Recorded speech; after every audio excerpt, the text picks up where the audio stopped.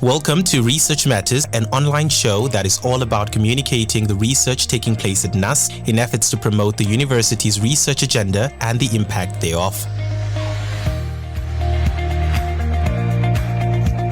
Welcome to yet another episode of Research and Innovation Matters right here on NUST FM. It is exactly 15 minutes past the hour of 11 and yet another exciting time to have exciting conversations. Now I am in studio with my co-pilot Nigel, and today we have such an interesting guest, and I think one for the records, because this guest always brings the fire, always brings the vibes, and most importantly all the knowledge we need to get from this very episode. Now, good morning, Dr. Anna Matros. How are you?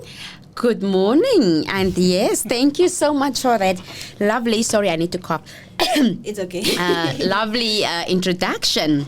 Yeah, no, we absolutely need to give you credits because, I mean, we only have Research and Innovation Matters because of you. It is important that we give credit where it's due, but I think the most important thing is that we are able to have conversations that are impactful while still bringing out the most important aspects to research and why it is so important to have. So just a quick introduction to those that might not be from the NUST community but want to know who Dr. Anna Matros-Goreses is. Now, she is the Executive Director for Research, Innovation and Partnership right here on home grounds, and that is at the Namibia University of Science and Technology. Now, this episode will focus on a decade of NUST research impact and reflecting on 10 years of growing research, innovation, partnerships, professorships, and of course a national contribution. Now we will also look at just the 10-year research journey at NUST. Of course, Dr. Anna will unpack how NUST has evolved from laying foundational structures to becoming a research recognized institution, producing impactful scholarship, innovation, professorship, and international visibility. And I think that one is a great one because we've strived so much for that international and global recognition, and we can finally say that we have that. We will also, of course, explore lessons learned, the institutional growth that we've experienced, and the future vision for research as a driver for national development. Pardon me, that was such a mouthful. That was a mouthful, Unda, really. But it was definitely necessary just to give the audience sort of a scope as to really what we will be diving into. Now, just to kick us off, Doctor, can we reflect on the NUST 10-year journey and specifically emphasize on the 5 C's of NUST evolution, which entails content, culture, capacity, collaboration, and credibility? How do these 5 C's shape NUST as we know it today? All right. No, thank you so much, Unda, for that. 10 years. Wow. It's a milestone. It's amazing. We actually, it was way before the 10 years, but the 10 years are official. It's real, and we are so excited as the Directorate of Research, Innovation and Partnerships to be walking this journey with our students, our researchers, our leadership, and the community out there at large. Yeah. So the 5 C's, and looking at the topic, and we chose the topic baby steps for a reason. Because imagine, now let's take the 5 C's, right? The content is the baby food. Okay. Right? It's the nutrients that supplies us, through our academic programs and the research output. Yeah. And they make sure that we, become strong enough to stand up tall. The second C, the culture, was the environment that nurtured us, right? So the emotional and the intelligence that we had to bring into the social space that encouraged us to take the risks, the curiosity and the resilience that we're talking about at NUST. Now, the capacity C was us learning to walk, learning to crawl. And then learning to walk, developing the muscle strength and coordination and the balance that we need for research. Then we looked at the collaboration. Okay, and this is when we started to learn to play with others. Playing, forming friendships and the networks, interdisciplinarity, and sharing the experiences that we gain through knowledge, creation, but also gaining it from our partners internationally. Then the last C is for credibility. And that was when our baby got our first report.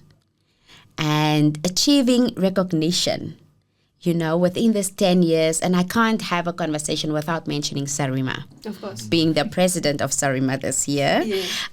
Sarima is the Southern Africa Researchers and Innovation Managers Association. Research and Innovation Managers Association, let's get that right. Mm-hmm. And this is where we are saying, with the first report card, we got that recognition to say that, we are able to make it out there, make it to global rankings, and that's what we're celebrating, especially in this 2025, where we actually made it to the Times Higher Times Higher Education ranking, and that was amazing. And finally, if you want to take the 5 C's and you want to equate it to another letter, which would be G. Yeah.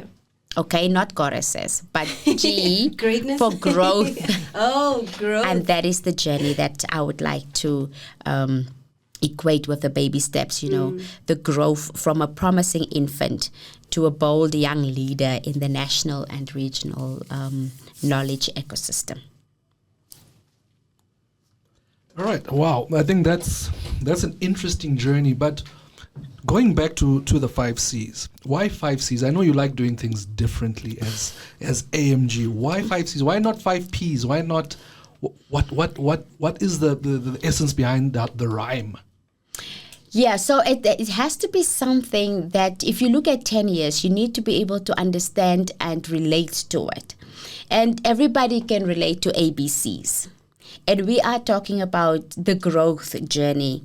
So yeah, it can be any letter, but the 5 C's really speak to our national mandate as the University of Science and Technology, and it speaks to our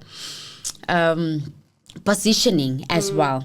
I mean, P's, you can come up with anything, but I think the C's really just captured it. I can go on and on, captured it into a nice little box. Yeah. All right. Now, I just want to going back again on that same question. What are some of the things that you have seen within the NUST environment that were not there 10 years ago? I know you said that journey started way before 10 years, but I think there's some glimpses that I'm sure you can name off the top of your head. Yeah, look, I must say that when we started with the Project Services Center, right? That was way back 2012, 2013. Already? Yes, where we started to say, but the research at the university is growing at an alarming rate that we needed to do another C, coordination. Yeah. So that we ensure that we are all going in the right direction, right? So this is also the time where we now started looking at, research that were impactful. Because it's one thing to do research for the sake of research, and our real mandate actually is to say what matters. Research innovation matters. Yep. What is it that today. actually we are on a roll? What does it actually matter? What makes it tick, and what makes it? So we have a lot of research that we can really sit down and look at. I mean, I am thinking now of the likes of the research when just baby steps, right? Yeah. Basic fundamental blocks that we put into place. Looking at, we had a fantastic project looking at, again, that was 3 P's. It was protection, preserving, and promoting culture. Really. Yeah. Within the Namibian space. And it was saying, look, we are in a era that we are losing our culture. Our young upgrowing, what are you calling yourselves nowadays? Gen Zs? Yes. They don't appreciate where they're coming from. Yeah. They don't speak their native languages. They don't adhere to the cultures that are in place for a reason. And this was one of the fundamental projects that we said, look, let's start with basic building blocks and build upon that. For example, like, some of the projects that come to mind. We had a project that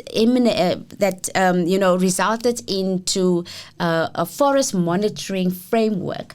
The Siona project, for example, that we worked very closely with our Ministry of Environment and Tourism with, where we said, let's look at tracking. We invented, or not we invented, but we built upon a tracking system for wild animals in the Skeleton Coast, and then the area across Namibia and Angola. And that, resulted into a forest monitoring program that the Ministry of Environment and Tourism is using at the moment. So we're not talking about research for the sake of research. Yes. As a technological university, we are really striving for research that will make that particular difference. So coming back to the baby, right? And the fundamental threat is that we need to have, think about when we...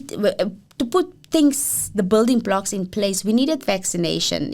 Every baby needs to go for vaccine. We don't like it. The baby doesn't like it. The parents doesn't like it. But we need it to build a strong backbone, to build your immune system. And these are some of those, building blocks that we had to do initially. Yes. Now, looking back 10 years and longer than that, say, look, we needed to do what we did so that we can be immune, and then, flexing and all of that at this particular point in time.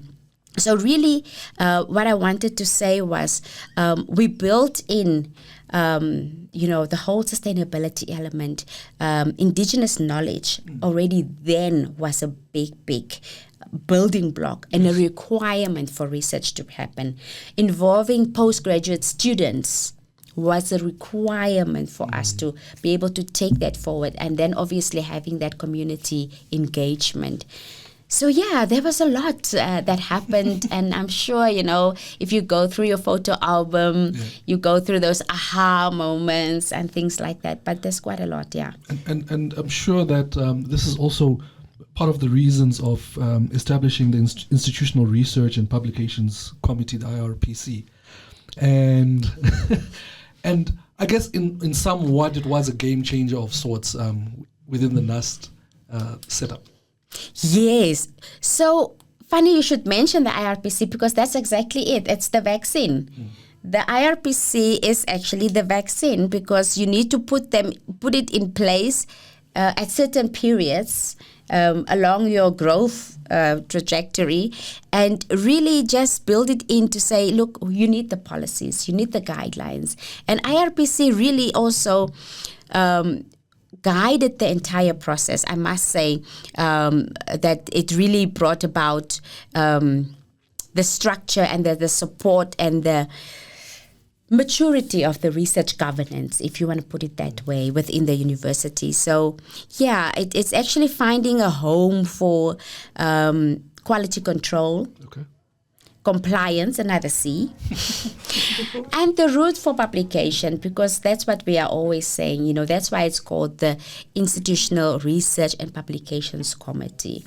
And as we are growing, innovation becomes part of it. And that is something that I must say really picked up through, the last 5 years or so, where as much as we had certain criteria for research within the university or within the governance of IRPC, innovation strongly started coming up again, and there we now started to look at, how do we build product development into it, and how do we look at research commercialization, and then everybody started talking about innovation. Ooh, and so that's actually the journey of IRPC, and of course we are learning as we're going along, and but really the faculties have been quite instrumental in building that support structure for researchers at large at the university.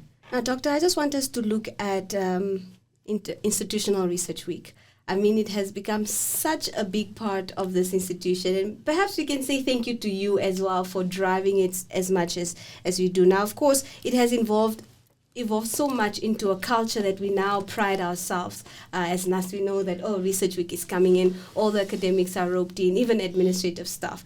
What did it take institutionally to get us to this level of consistency? Yeah, Institutional Research Week is a big thing, and it is, I think, a very exciting milestone for our Deputy Vice Chancellor, Research, Innovation and Partnerships, Professor Colin Stanley. So let's think of Institutional Research Week as the child's first birthday party. Now, you will recall, or if you can relate, Unda, maybe you won't be able to relate, but Nigel, you'll be able to relate. Yes. Your first child's first birthday party is huge. All out. The parents go all out. And, so over time, it was an annual celebration that really looks at research achievements and really speaks to interdisciplinarity, the participation of all the faculties, showcasing what they've done, what they've achieved, and really advocating, because this is open to public, right? Because you know how it is. Universities are sitting in their ivory towers. And I don't even know where does that ivory tower thing come from. Same. Okay. Maybe they can explain it to us. I think they should really.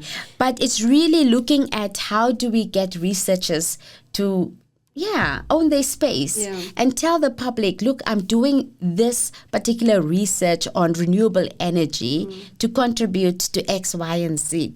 And so we always, every year we have a theme that is really befitting for the era in which we are. And then, the faculties really take the lead in the institutional research weeks and plan for it according, it's really a mix of faculties and also disciplines in that way. And it's really showcasing our intelligence, the research and innovation intelligence that we have within the university.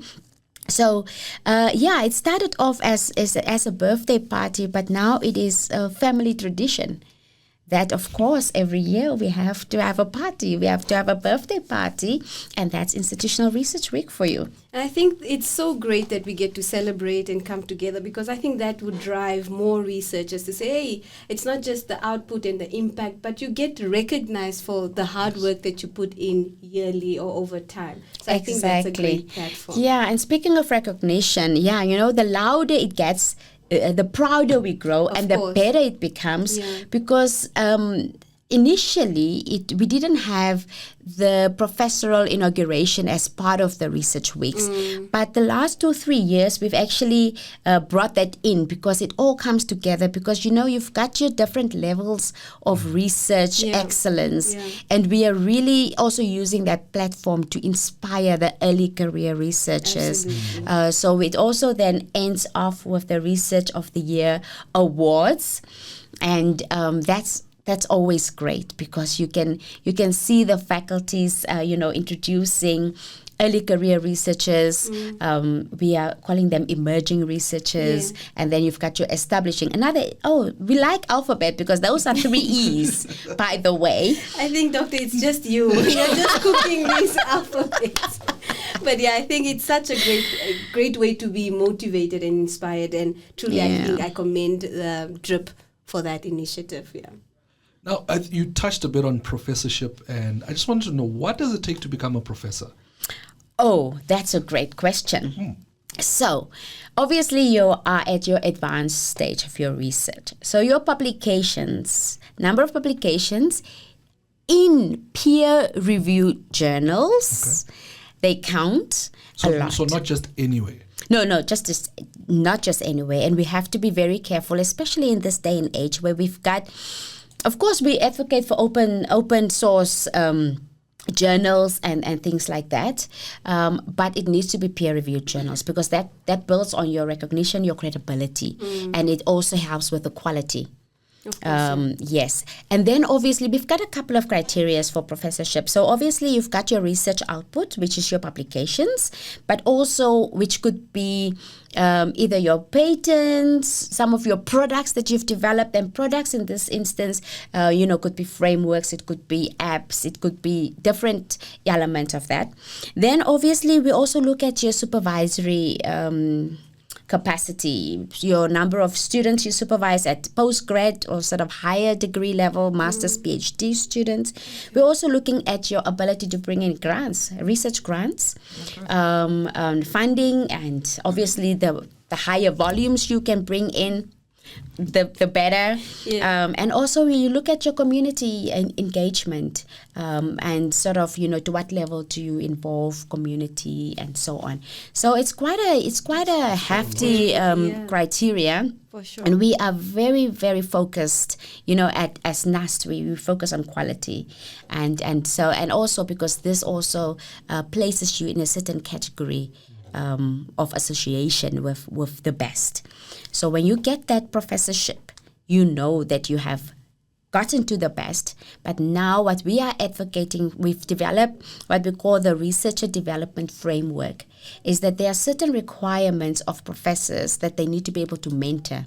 In all these areas that I mentioned, there should be an element of mentoring upcoming researchers, and then also, inspiring them as we move along. So Dr. Nigel just spoke about professorship, but can we look at the policies and inauguration of professors, which is such a milestone for us? How does that contribute to the institution's credibility, and especially also within national knowledge production? Yeah, okay. So, coming back to my child, this baby that we're talking about, it's now a toddler. I've lost track on how big this child of mine is at this point. They're 3. I'm just saying. No, man. 3 years old. That's It should be 10. Okay, but so the professorship is like the child receiving their medal. So we are participating in competitions. Yeah. And this is a NUST baby, so this is like the elite child, like getting awards like all over. Anyway, so it's really the affirmation, the recognition. And the professors are like your knowledge anchors, the custodians of culture within a university. Yeah. Because, and we had a conversation the other day, and we said, look here, we work at the university not for the money. Don't quote me. Are we? Yeah, okay, it's radio. We're live. Somebody's quoting right now. But it's for the passion. Yeah, of course. Yeah, it's for the passion of knowledge transfer. And your professors are at that stage that when they see those students graduating, that's their moment. And it's something that you can't take away. Yeah. That acknowledgement that you've been able to contribute to a certain volume of knowledge, that is invaluable, right? And so that is where we are. So it's really, like I said, it speaks to that visibility and the credibility at the national but also international research and innovation ecosystem. So coming back to the outputs that we talked about, and it's just, like I said, it's high quality outputs that we're talking about. So it's not just a title, it's really showing how the baby grows up, the confidence that you give to that baby to be able to walk in the streets with your head up high and saying, listen, I belong to a research community which has been able to touch on that lives of, whether it's institutional, whether it's individual, but that is what it is. But I wanted to also just say, the professorship just doesn't it just doesn't come like that, right? And I'm looking at Nigel, I'm looking at Unda, I'm looking at Jessica, and I'm thinking, we are in an institution of higher learning, right? Yes. And we have different levels of qualifications. So it's not starting at the end, it's starting at your bachelor's degree. Already nurturing that curiosity and understanding, okay, how far can I go? What is the knowledge I can do? Yeah, we're comfortable with our master's degrees. Don't follow my eyes. Right? And then from there you're saying, okay, but once I have my master's degree, okay. Yeah, what's because the master degree is really teaching you, okay, maybe starting from honors already teaching you how to do research. And the master degree, you're a master in what? In research methodology. That's what it is. And then when you move to your PhD, you now are able to contribute to the volume of knowledge, knowing how to do research. And from your PhD, now you start publishing. No, I recall that you start publishing from your honors degree, by the way.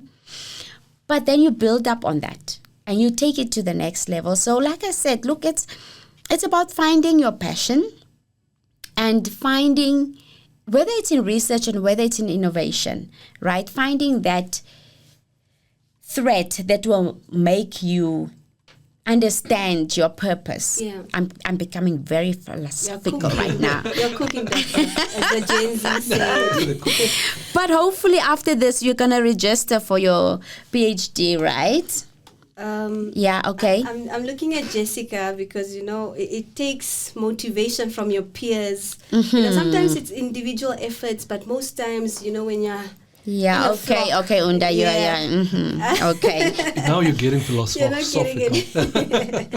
All right, but I think this is actually a great juncture to quickly head on to a musical break, and then we'll be back to talk more research, some mirror. We're talking about HTTPS as a momentum, or this very big milestone that we got. So stay tuned. I remember right that. Here on NUST FM while we bring you the sounds of the much requested jam Hall of Fame by Dr. You're still logged on to NUST FM, and of course, we're continuing our conversation with Dr. Anna Matros-Goreses right here in studio alongside Nigel. Now, before the break, we were talking about a lot of stuff. We went from professorship, we went from toddler baby steps, from the 5 C's. You've missed quite a lot, but of course, we still have a lot coming your way. Now, Doctor, can we look at the year 2023? Right, NUST entered a global recognition phase. This is including SARIMA, right? Yes. What does this recognition mean for partnerships and talent attraction?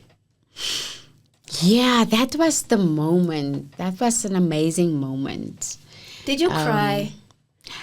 You know what happened? I actually didn't go.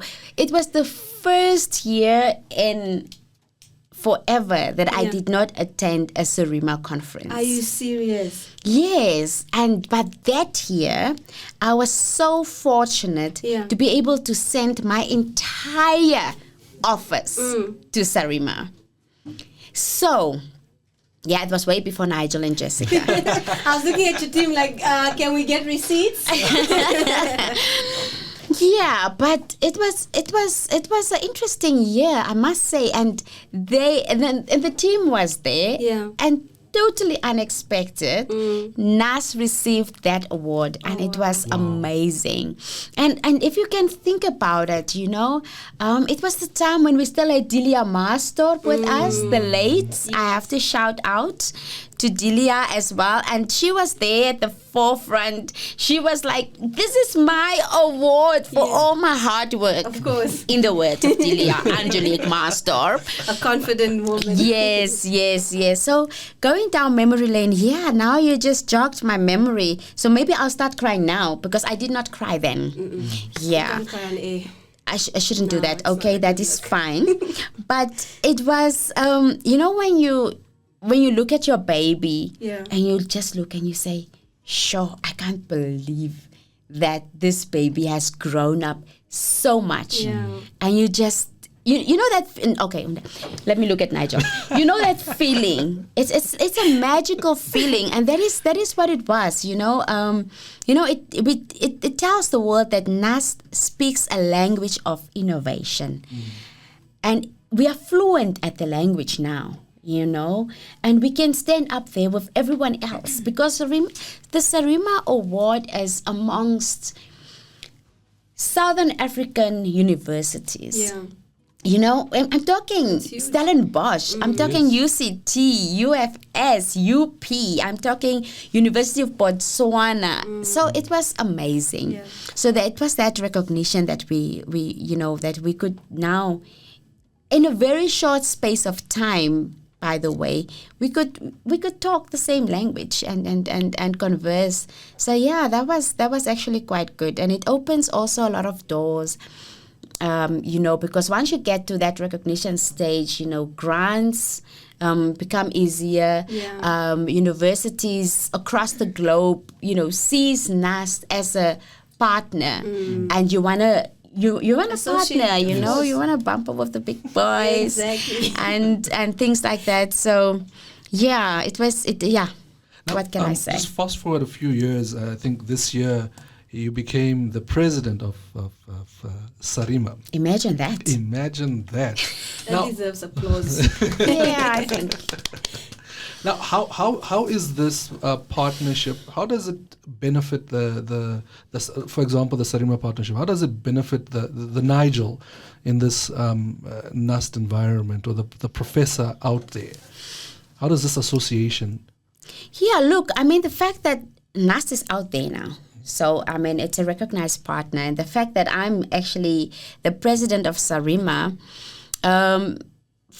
so it benefits the entire SADC region, but also the African continent and beyond, because Sarima is not just on your regional level. We are at international level, which makes it amazing.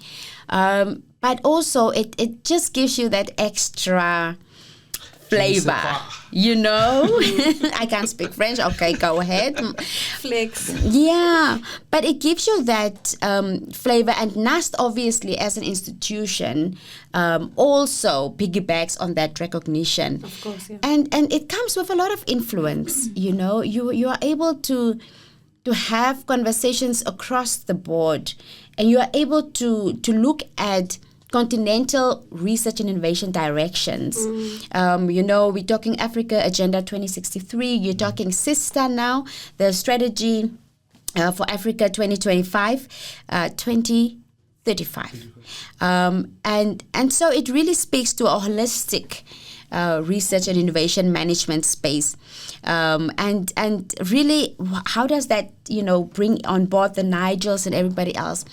Sarima, at the end of the day, talks about your research uptake and the impact that we are forever talking about, addressing the so what. Yeah. And as the president, it's my job at this point in time. I'm also, every presidency runs for 2 years. And so the presidency for the next 2 years is looking at expanding beyond the region to Africa. So that's why this year's Sarima, which I also was the conference chair, which was crazy. But thanks to Nigel and the DRIP team that was just jumping in and supporting the president, we are looking at taking it continental. So we launched what we call the RIMAS. So so we have, just like we have Sarima, you have IRIMA, East Africa, you've got North Africa, NARIMA, you've got West Africa. So we've got across the continent RIMAs. Yeah. And Sarima being the eldest. So we're the big the big dogs. Yeah, so I'm quite mature in having our systems up and running. So we're saying, look, as the big sister, you need to make sure your siblings are coming along in the same direction, because you can see the impact. You can see the international recognition that we get. So for this presidency, that is going to be the focus, to really bring out the continental relevance, because this is our time. It's time for Africa. And so that's the Sarima presidency I mean, I can go on and on and on about this. Yeah. Doc, let's move on to the Times Higher Education ranking. Since we are in Africa, we're going global. Yes, we're going all the way there. This is definitely a major mark for us, right? So what factors contributed to NUST crossing into that global research measurement space, and how do we keep that position and just elevate from there? Yeah, so we're talking sustainability here. And we need to understand that the THE ranking, this is the sustainability ranking. I can't overemphasize that. And we are looking at how do we integrate the SDGs into everything that we do, the Sustainable Development Goals, right? So it's looking at various elements across the university. And I mean, as much as NUST is good at what we do, you need to prioritize in terms of what are you good at when it comes to the SDGs, really good at. And so we've selected a couple of SDGs that across the board, across all the 4 faculties and the centers of excellence that we have, really speaks to what we are good at. So like, any baby, you need to choose where your parents are putting their money. Of course. No, we need to understand which school you're going to and what we're paying for. So that is what it is. So we're looking at how do we sustain, like I said, sustainability? How do we sustain the various platforms that we engage, the networks, the partnerships, how do we strengthen postgraduate scholarships? How do we double and triple our international reach and collaborations out there? And what are the vehicles that we're putting in? So that is exactly then we're looking at the kind of criteria that the THE puts aside, and it's not an easy fit. I can tell you, Bashipanga, that's leading this within the university, thanks to all the faculties that have also made available committees and members that are part of it. Because you know what they say, you can only write a story, or what is it? The story is as good as the information that you get, right? So you need to get the information. You need to be able to show that you have actually done work in that space, and we can only show that if we have people that are able to show us what they've done, because NUST is huge. Believe you me, when people know that you're working at NUST, they start asking you all these things, and you're like, actually, I'm working in research, and they're like, no, So you need to be able to understand the big picture all the time, and that is what it is all about. Really, just showing what we're doing in specific SDGs. We are focusing. Nigel will tell you exactly the SDGs that we are focusing on. Right, Nigel? Yes, Nigel. Yes, I will. Yeah. Yes. In 2026, he says, you are highlighted properly. Yeah. Now, Doctor, just to kind of bring this back home, and there's something that I heard you mention. I think it was sometime earlier this week. It was return on investment.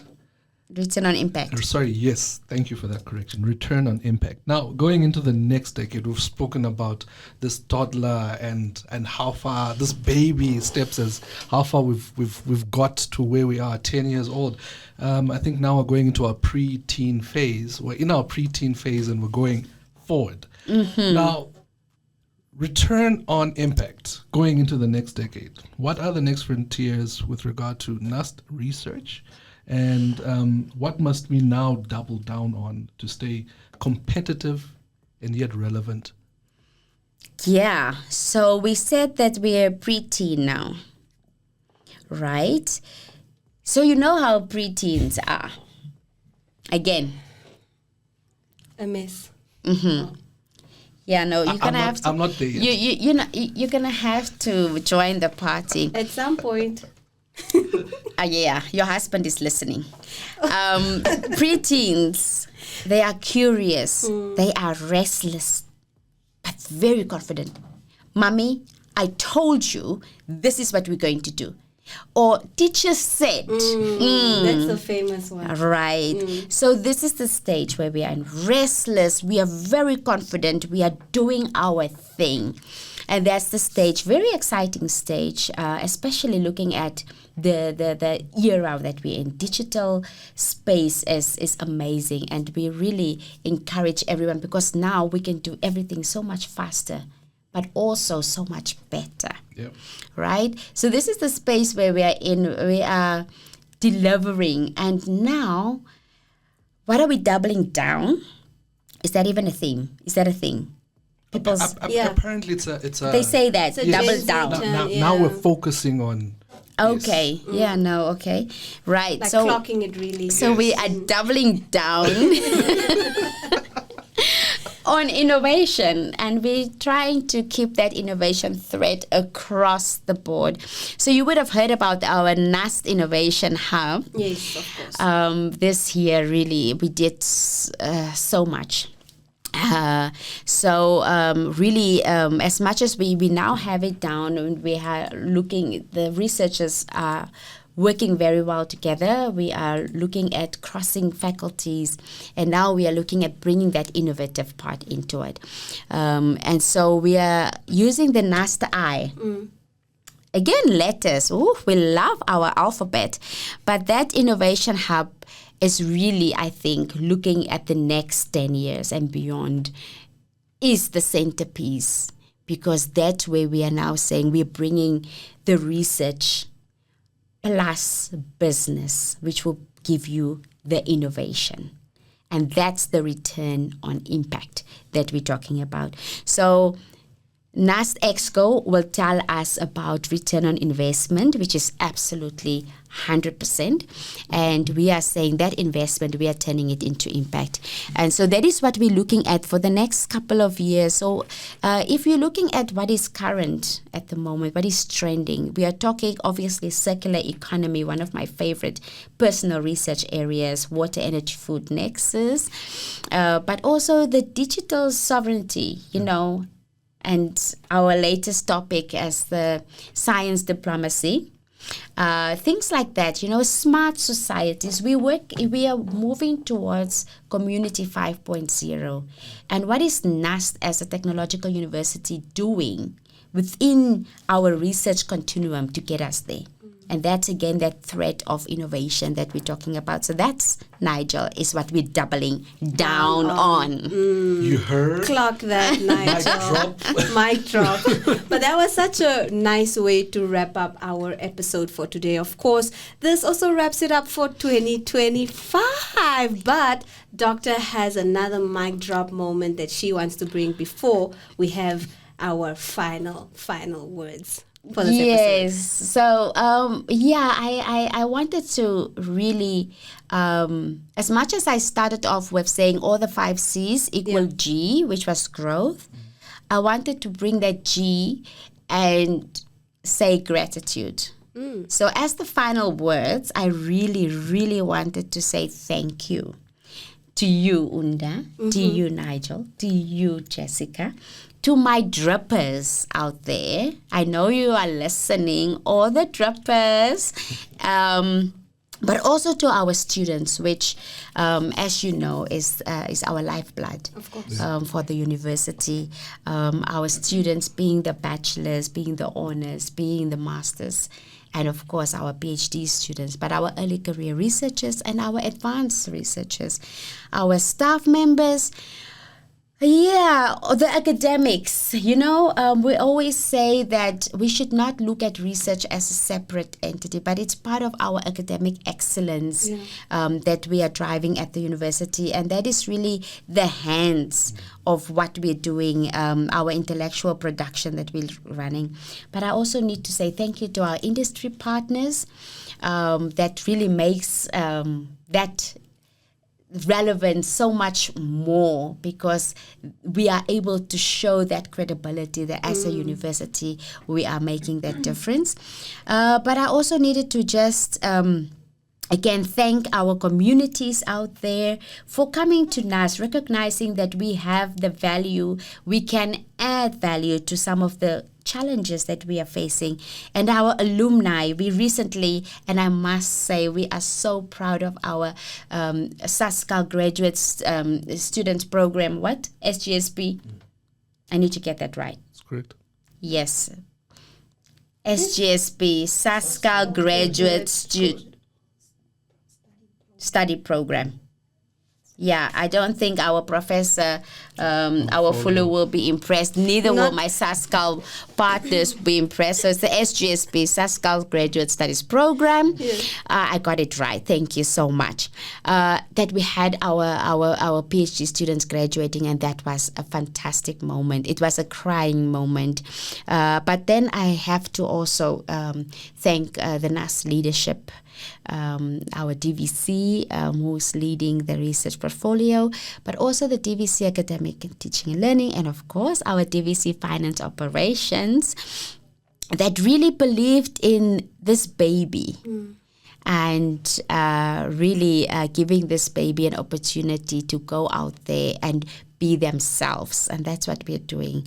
Because what do we say at DRIP? Innovation is in our DNA. So that's what I want to thank you all for just being there. So the G for gratitude, but it's also for grounded, guided, and globally impactful. Now that was a mic drop moment. I think we can't even say anything after that. No, but what I did leave with, gratitude is the theme for the rest of the year, at least for me, grounded and guided. So we will wrap it up as such. Thank you so much, Doctor, for stopping by. Ever so insightful, we always leave here very impacted. Very inspired. You were inspired. Ready for action. There we go with the alphabets again. But of course, we will see you once again in 2026, bringing you more research and innovation matters right here on NUST FM. Until next time, it is goodbye. Bye. Bye.